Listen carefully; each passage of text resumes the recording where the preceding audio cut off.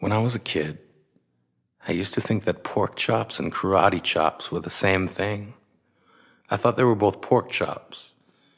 And because my grandmother thought it was cute, and because they were my favorite, she let me keep doing it. Not really a big deal. One day, before I realized fat kids are not designed to climb trees, I fell out of a tree and bruised the right side of my body. I didn't want to tell my grandmother about it because I was scared I'd get in trouble for playing somewhere I shouldn't have been. A few days later, the gym teacher noticed the bruise and I got sent to the principal's office. From there, I was sent to another small room with a really nice lady who asked me all kinds of questions about my life at home. I saw no reason to lie. As far as I was concerned, life was pretty good. I told her whenever I'm sad, my grandmother gives me karate chops. This led to a full-scale investigation, and I was removed from the house for 3 days until they finally decided to ask how I got the bruises. News of this silly little story quickly spread through the school, and I earned my first nickname, Pork Chop. To this day, I hate pork chops. I'm not the only kid who grew up this way, surrounded by people who used to say that rhyme about sticks and stones. As if broken bones hurt more than the names we got called, and we got called them all. So we grew up believing no one would ever fall in love with us, that we'd be lonely forever, that we'd never meet someone to make us feel like the sun was something they built for us in their tool shed. So broken heartstrings bled the blues as we tried to empty ourselves so we would feel nothing. Don't tell me that hurts less than a broken bone, that an ingrown life is something surgeons can cut away, that there's no way for it to metastasize. It does. She was 8 years old, our first day of grade 3, when she got called ugly. We both got moved to the back of class so we would stop getting bombarded by spitballs. But the school halls were a battleground where we found ourselves outnumbered day after wretched day. We used to stay inside for recess because outside was worse. Outside, we'd have to rehearse running away or learn to stay still like statues, giving no clues that we were there in grade 5. They taped a sign to the front of her desk that read, "Beware of dog." To this day, despite a loving husband, she doesn't think she's beautiful because of a birthmark that takes up a little less than half her face. Kids used to say she looks like a wrong answer that someone tried to erase but couldn't quite get the job done.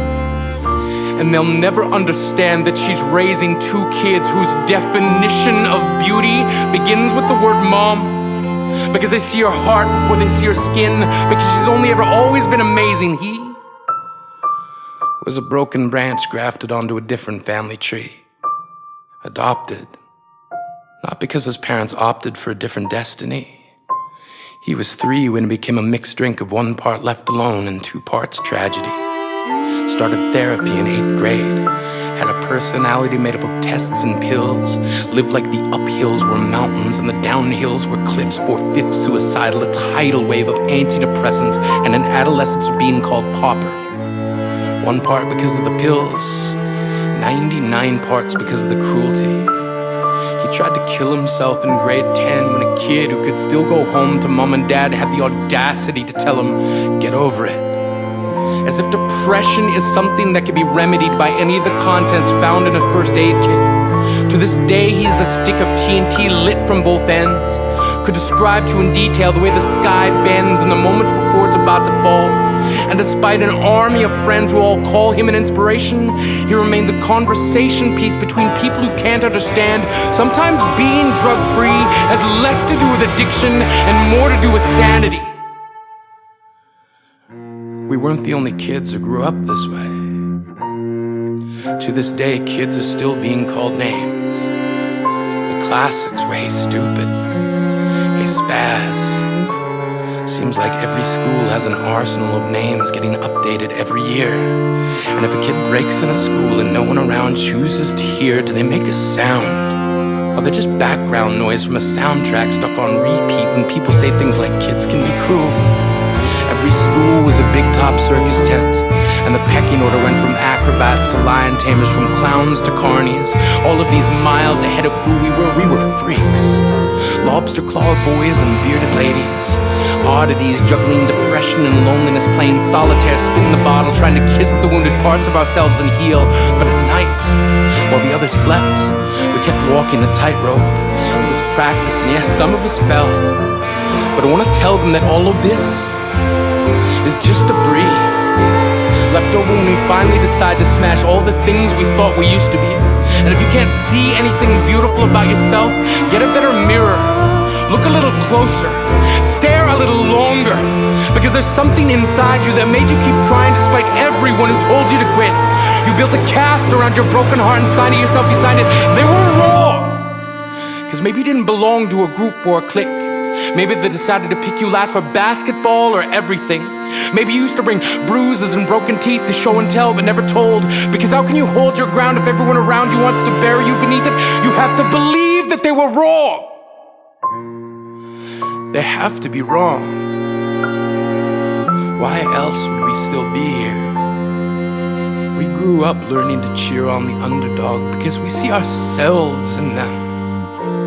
We stem from a root planted in the belief that we are not what we were called. We are not abandoned cars stalled out and sitting empty on some highway. And if in some way we are, don't worry. We only got out to walk and get gas. We are graduating members from the class of we made it.